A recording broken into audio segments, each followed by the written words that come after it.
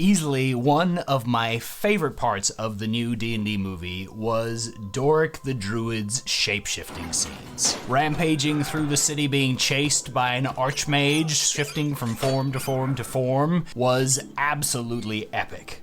Too bad it broke pretty much all of the rules, right?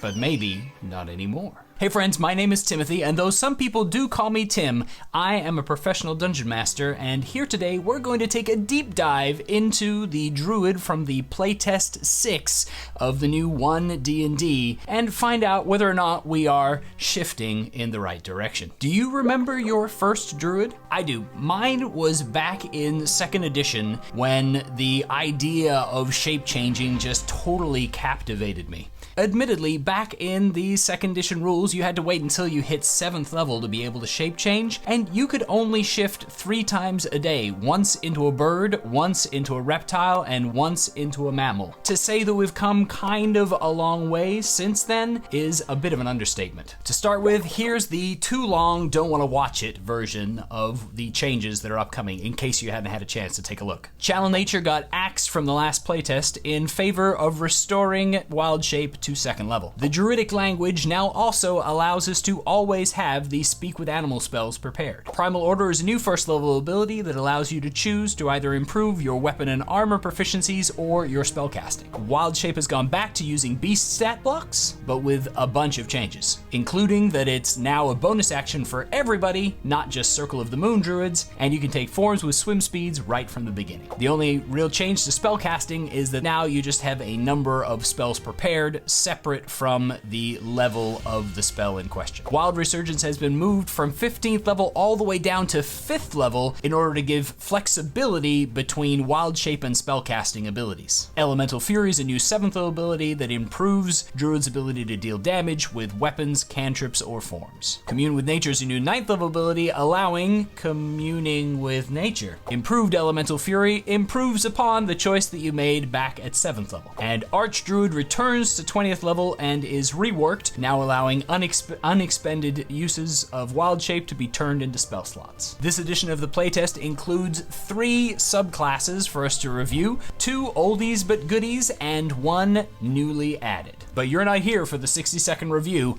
Let's go deeper. Really, the only change to the Druidic from the 2014 version is the inclusion that you always have the Speak with Animal spell prepared. Given that you know the ancient language of nature, this seems pretty stinking cool, and as a ritual spell, that means talking to the passing squirrels is always only 10 minutes and change away. Primal Order, on the other hand, is a new ability that adjusts your initial loadout with your Druid. Because this is a 1st level ability, it does mean that this is an ability that could potentially be dipped into by other classes, though it's perhaps not as potent as some that are out there. First option is Magician, which gives you 1 additional cantrip from the primal spell list, and a bonus equal to your wisdom modifier on intelligence nature checks. Honestly, I kind of like the wisdom modifier added to your nature checks, since it was always a little bit silly that druids suck at knowing things about nature. The additional cantrip feels like little more than a minor nod in the direction, but will definitely open up a handful of options for interested parties. The alternate option, however, is the Warden feature, granting you proficiency in medium armor and all martial weapons. There aren't a ton of classes that are going to specifically benefit from having the opportunity to dip into medium armor proficiency on a wisdom-based class, but it's something that we should potentially keep in mind. Either way, it allows for a certain degree of customization in what you're going to do with your druid, whether you're the dexterous elf in light armor or a different race that might benefit from having that heavier medium armor option. Personally, I just wish that the wisdom bonus to intelligence nature checks was carte blanche, but that's just me. And at least it does sit well in the fiction. If you were training for weapon study, maybe you didn't also have time to be training about the local flora and fauna. The changes to spellcasting are endemic across the system, it seems, in this UA, and essentially just gives versatility back in what people choose as their spells memorized.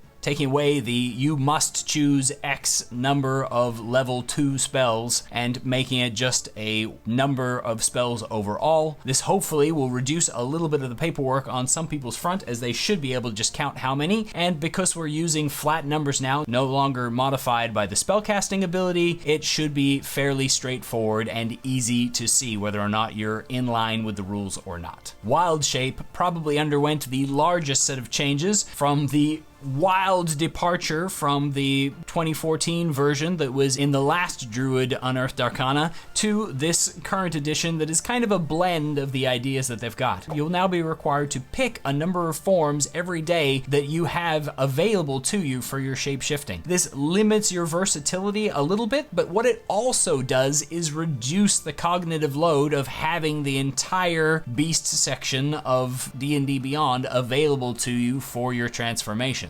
While this might mean that you have more of a decision to make on a long rest basis in order to decide which perfect forms are going to fit what you're intending to do, it means that in the moment when you're transforming at the table during a day of adventuring, your limited choices will allow faster decisions. Hopefully this will remove some of the trouble that druids have had in the past where they were paralyzed by the number of choices available to them. You still don't gain the ability to fly until 8th level, but now you can choose a creature that has a swim speed right off the bat, meaning that aquatic adventures don't have to wait to 4th level before your druid can swim good. Another big change is that while your transformation involves the statistics of the creature that you're turning into, you retain your own hit points and hit dice instead of gaining anything from the beast stat block. This has two influences. One, it reduces the survivability of those beasts, meaning that combat forms for druids need to be combat superior in order for them to be worthwhile for a base druid, but it also means that when you're in a form, you can no longer be knocked out of that form by taking hit point damage, unless you're reduced to an incapacitated state. Because it's now only a bonus action to transform into any of your shapes, even as a regular druid, this leaves you with lots of fun options and actually brings the possibilities of doing the Doric runaway scene into reality. But, you say, she turned into too many forms for that to be possible. Just wait and we'll address that too. Also, though they did away with channel nature, they did not do away with the table that included the increase to your number of wild shapes, meaning that unlike the 2014 edition where 2 and only 2 until you got unlimited, you're going to get increasing numbers throughout your career. Doric is getting closer, but wait, there's more. Unlike in 2014 when you received all 2 of your wild shapes back on a short rest, you now only regain 1 for every short rest that you're able to partake of, but you regain all uses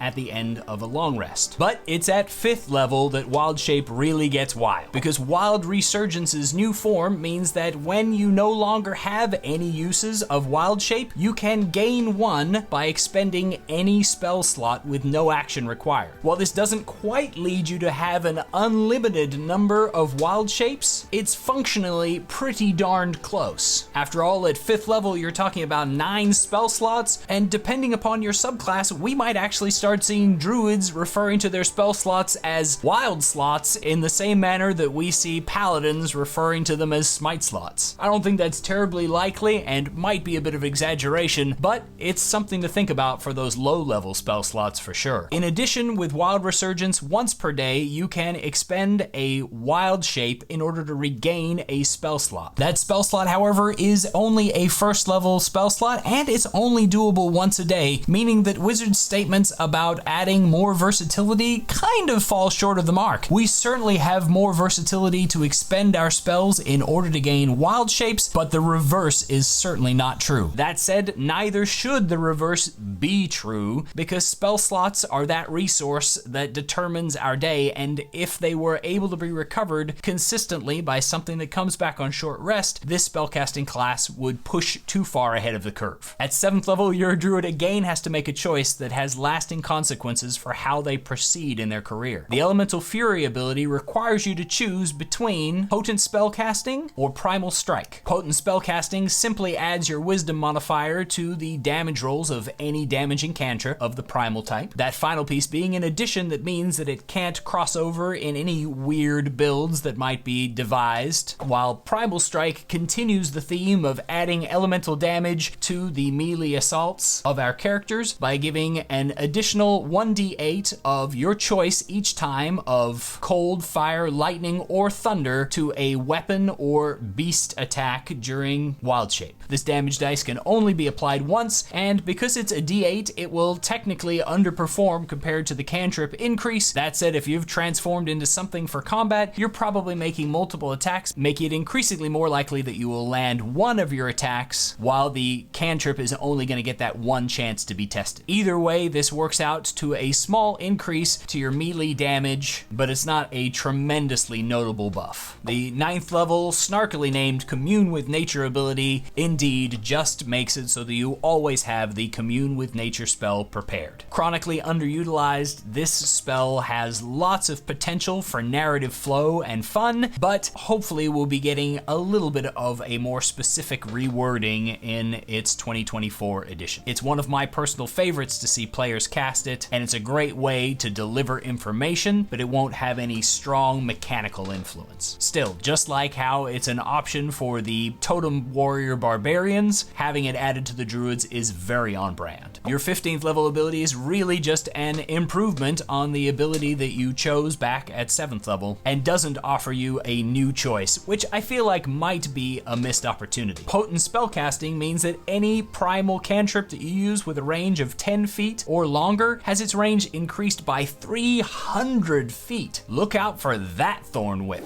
Personally, I think that there could be some unintended consequences in niche builds or specific actions to increasing primal range like that, but given that most fights occur far, far closer to one another, and that getting some cover is not usually a challenge at the 300 plus foot range, I don't think it's going to have a powerfully detrimental effect on how the game proceeds. Primal Strike, on the other hand, simply increases from a 1d8 to 2d8 of cold, fire, lightning, or thunder damage. At 20th level, the Archdruid feature returns you a wild shape anytime you begin initiative without one, while the Nature Magician option of the Archdruid introduces an almost unheard of ability. This ability allows you to transfer wild shapes at a 2-for-1 in order to recover a spell slot. This might not seem like it's particularly potent, but given that at top level you can have 4 uses of wild shape banked and available at the beginning of a day, that means that you can recover an up to 8th level spell slot, making one of the only classes that can cast 2 8th level spell slots in one single day, and then you're still recovering your spell slots by exchanging your 1st level slots with Wild Resurgence or gaining 1 for free at the beginning of every initiative. I'd say trading your 4 1st level spell slots for an 8th level spell slot could easily be worthwhile in numerous circumstances. This is probably one of the most potent changes in the capstones that I've seen, but despite its potency, I'm not sure that it is completely broken. 8th level spells by their very nature are incredibly powerful, but by the time that you're able to cast them, the game assumes that you're able to cast them, and adding another member to the party would have the same influence of number of 8th level spell slots. The game won't break just because you have 2 instead of 1 8th level casting per day, and as resource expenditures go, giving up the ability to change one after another into a bunch of different forms for a cool Doric escape scene doesn't seem too far off brand, and requires you to slowly drain through your lowest level spell slots in order to keep up that versatility. All in all, it's a powerful upgrade to the Archdruid feature while still being flavorful, cool, and giving us lots of interesting options. Oh yeah, and you still age slow. Of the 3 subclasses covered in this UA, 2 of them we fully expected to see right back here, the Circle of the Land and the Circle of the Moon, while the Circle of the Sea plays on a completely different fantasy that a lot of people are excited about, but does it deliver? For Circle of the Land Druids, Circle spells have been heavily modified. It allows you now to choose your land type every day, allowing you to thus change your spell list and your specialties on a daily basis depending upon where you are and what you might need. It also absorbed the old bonus cantrip feature into that same feature just for cleanliness, but because you can change your list every day, the expanded spell lists are significantly shorter. Interestingly, now instead of gaining no new 1st level spells and 2 spells of every level from 2nd through 5th, you gain 1 new spell of every level from 1st through 5th, and a specified free cantrip. Not only does it add these spells to your prepared list, list, but in some cases it pulls them from other lists to add them to you. Fireballing druids are definitely a Circle of the Land thing. Land's Aid gives you the ability to use a magic action and expend a use of Wild Shape to essentially make a 10-foot radius healing, harming, area of effect spell within 60 feet of yourself. This ability is essentially a non-spell casting Wither and Bloom, giving a Constitution saving throw for 2d6 necrotic damage that scales as you go up in level, and allowing you to choose one person within that area to gain 2d6 hit points, again scaling with level. The upside to this not being a spell per se, even though it's a magic action, means it's probably not counterspellable. It does allow you to continue to feel like you're providing some value by doing harm, and the thematics of pulling energy from your foes to bolster your friends was already pretty druidic. Whether or not it's actually better than just having the Wither and Bloom spell available is certainly questionable, and expending a Wild Shape and your action to deal 4d6 damage in a 10-foot radius doesn't exactly fill me with I am the power sort of vibes, particularly not when you can cast Fireball. This gets a solid meh from me in terms of its overall power level. It's certainly not broken. If anything, it might be slightly underwhelming, and perhaps could have benefited from a larger scaling at the higher levels. Natural Recovery now gives you the ability to cast one of your spells prepared through the Circle Spells feature without expending a spell slot once per day, as well as giving you the old second level Natural Recovery ability to recover half your level in expended spell slots, none of which can be 6th or higher during a short rest, once per day. At 10th level, you gain Nature's Ward. This gives you immunity to the poisoned condition, note not poison damage, which immunity has been taken from both the monk as well as the druid this time around, and it gives you a resistance based upon your current circle spell's choice. At 14th level, you gain Nature's Sanctuary. This allows you to expend one of your Wild Shape uses and an action to create a 15-foot cube zone of spectral trees that provide cover to your allies while within that zone, and allows them to partake of the current resistance type that your circle spells is granting you. This lasts for 1 minute, and as a bonus action, you can move this spectral tree around the battlefield. Moving this half cover and resistance ability around the field allows you to create small pockets of relatively increased safety depending upon the kinds of creatures that you're coming up against. Unless, however, you have selected the perfect circle spell for the opponent that you're facing, the resistance portion may be less likely to come into use. As a 14th level feature, it's certainly less niche than the Natural Sanctuary that was protecting you from beasts and plants, but perhaps less thematically awesome than being able to walk through a pack of ravening wolves. Next up, the Circle of the Moon. What many of us have been waiting for as we anxiously watch the numerical game. The Circle of the Moon has traditionally been the means of gaining near infinite hit points with a druid, and with Wild Resurgence now available at 5th level to transform spell slots into temporary hit points, wild shape forms, we are looking at a continuation of the theme. Circle forms, just like in the 2014, very straightforward, allows you to transform into beasts of up to a CR1. While your 3rd level combat wild shape has seen drastic differences that aren't all mentioned in the short blurb. First, when you assume a wild shape, you're allowed to choose whether to take the armor class of the beast that you're transforming into or your own armor class, including any armor that you might be wearing, but not including any shield that you might be wielding. While in that form, you use whichever armor class is higher. A strange interaction of these rules is that regardless of the dexterity of the creature that you turn into, you're effectively using your own dexterity combined with the armor that you're wearing in order to determine whether or not you use your armor class based on your equipment and druidic stats, or whether or not you use the natural armor of the form that you've turned into. The upside of this obviously is that it's super simple in order to be able to determine which one you're doing. You don't have to do a whole bunch of comparisons, unless of course you're using a shield in your normal form, at which point you just have to subtract that in order to make the comparison. Most of the time, this is probably going to mean that you're looking at a medium armor, especially now that the druid no longer has any kind of restriction on wearing metal armor. The highest quality medium armor you can wear is probably going to see you running around in a 17 plus magic bonus kind of armor class. That's way more respectable than the average 12 armor class of beasts in general, and the high-end 14 option that some of the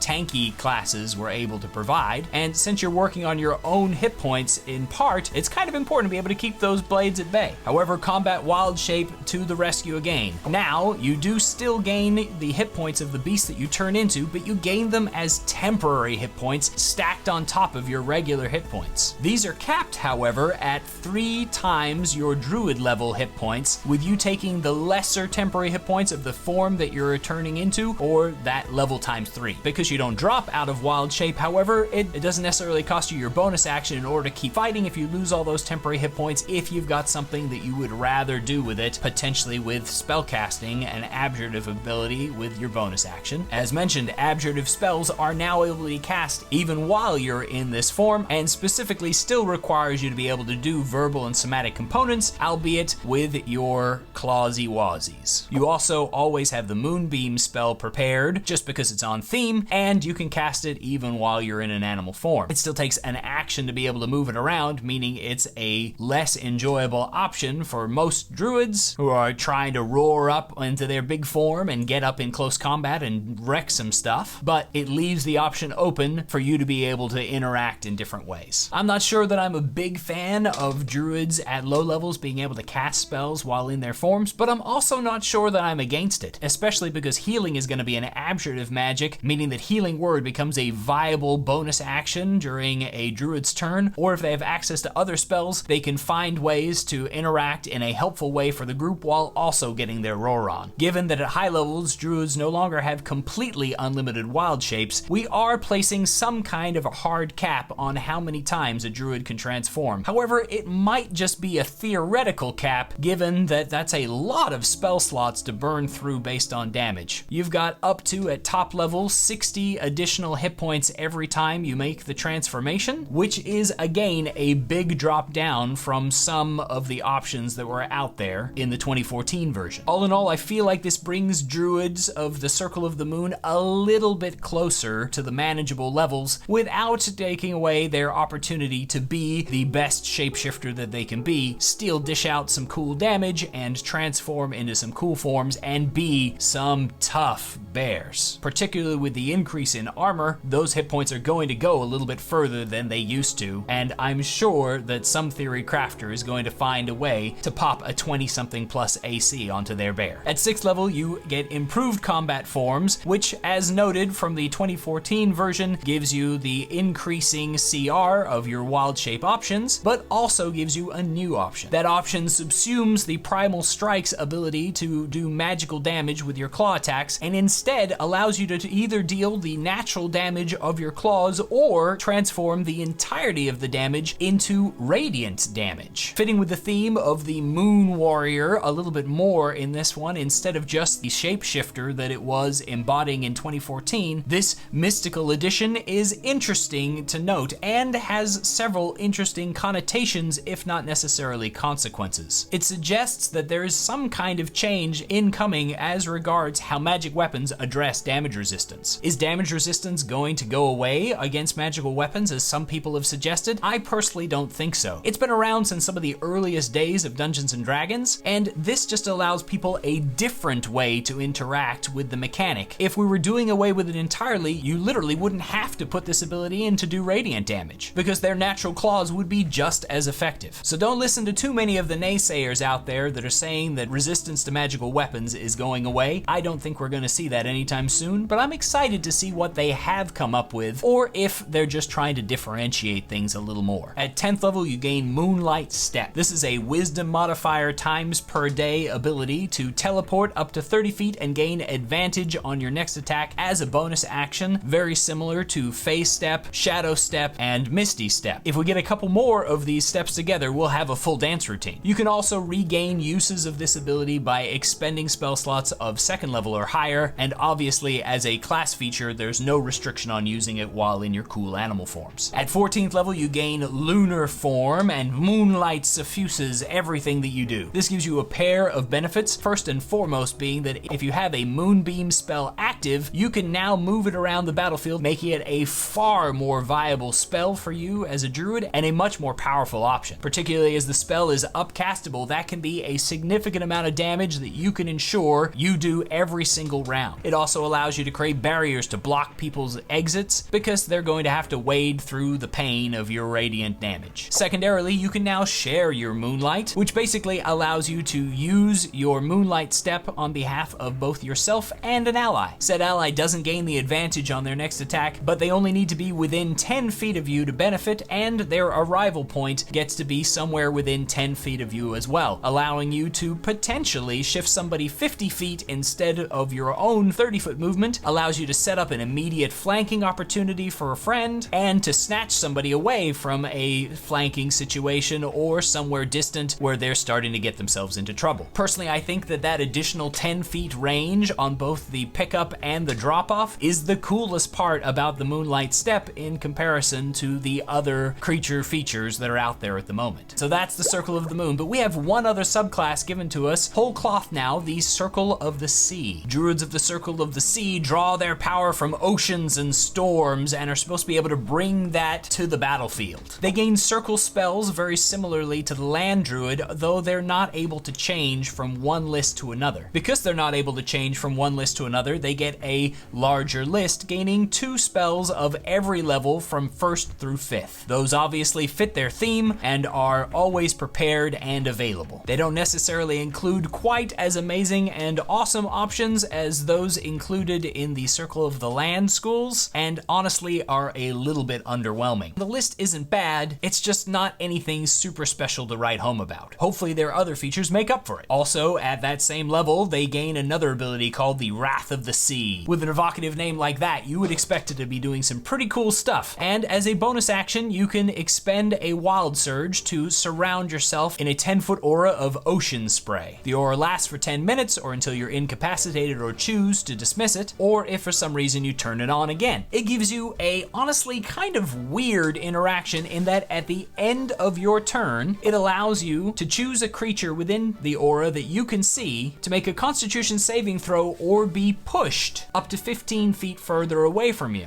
It also deals thunder damage from this little clap of the ocean, equal to 1d6 per point of your Wisdom ability score modifier. The damage isn't bad, though there is no damage taken on a successful save, and it takes place at the end of your round on a spellcasting druid that essentially has to get up within 10 feet of the foe, and then pushes them 15 feet further away from you, making it harder for you to deliver the same influence next round. It's a weird interaction simply because it waits until the end of your round in order to apply, meaning you're leaving yourself hanging out there 10 feet away from your foe or less, and then tries to push them further away from you to potentially keep you safe, but at 15 feet there, even dwarves can make their way back to you from that kind of distance. If it additionally knocked them prone with this clap of thunder, it would perhaps make a little more sense, as you would be risking yourself out there, staying close to your opponent in order to gain a benefit to your allies, and with a 15-foot pushback and knock prone, most creatures wouldn't be able to then get up, come running over, and maul you. All in all, it's a solid mental image and a cool option that just doesn't deliver. The 6th level ability, Aquatic Affinity, on the other hand, means that you always have the water breathing spell prepared, and you always have a swim speed equal to your speed, even if you wild shape into a creature that doesn't have a swim speed. For aquatic campaigns, these 2 options are pretty stinking vital, but for any other campaign where you're trying to bring the ocean to the shore, they're not quite useless, but very niche. At 10th level, however, when you activate your Wrath of the Sea, you also gain a fly speed equal to your speed for the 10 minutes that you're under that influence. Given that Wrath of the Sea is built off of your wild shapes and you can spend spell slots to bump them into wild shape, this is a nearly unlimited pool of flight. You also gain resistance while your aura is active to cold, lightning, and thunder, which is pretty on brand. With unlimited flight being undeniably powerful, this definitely bumps the power level of the Circle of the Sea back up, but I'm not sure that it makes up for the lackluster first options. Finally, at 14th level, you gain the Oceanic Gift, which essentially allows you to create your Aura of the Sea around an ally within 60 feet of you for 1 use of the wild shape, or if you use 2 uses of your wild shape, you can create it around both yourself and them. This grants them all of the aforementioned resistances, the ability to fly, and the ability to push back and deal thunder damage to people at the ends of their rounds using your save DC and number of dice of damage. This is a pretty cool protective ability to be able to discourage people from pinning somebody away in a corner, or simply to boost the damage dealing capability and mobility of a fighting up close type, as they're able to fly around the battlefield dealing damage, and wherever they land, their enemies go flying away. All told though, the Circle of the Sea just does not bring the ocean to the shore in the way that people are looking for. For one thing, the aura ability is barely an aura at all. Though it has the thematics of this spray of mist, it doesn't provide an aura-like benefit to people who are within it, and instead only provides this strangely interacting end of round pushback that would be so awkward and odd to use as a spellcasting druid with an emphasis on having more prepared spells than others. We can give the design team an out in that this is their first attempt at the Circle of the Sea, but it definitely needs to go back in for another wash. All told, the changes in the druids seem to be moving in a positive direction in a lot of ways. It's hard to say whether or not the power is increasing or decreasing in some cases, but I feel like we might be on the right direction, bringing the mathematical curve down and keeping Circle of the Moon from being a must-have and giving other options to the other subclasses. The druid seems to be having quite the transformation. I personally think that it's a pretty good change. They've done a lot of good things that are definitely going to improve how people get to interact with their druidic shapeshifting, allowing loads of versatility to this already most versatile of classes, while trying to rein in some of the numbers that have gotten really obscene over the years, particularly with the Circle of the Moon. They might have pushed a little too far in a few places, but I feel like this is a solid attempt to actually refine based on the information that we've given them in our survey responses and the earlier iteration that was offered to us. This might actually be a second example, like the Rogue, of WotC listening. What's your opinion? Thanks for watching, and remember, no matter how much you can change, you should always be yourself. Unless you can be Batman. Then be Batman.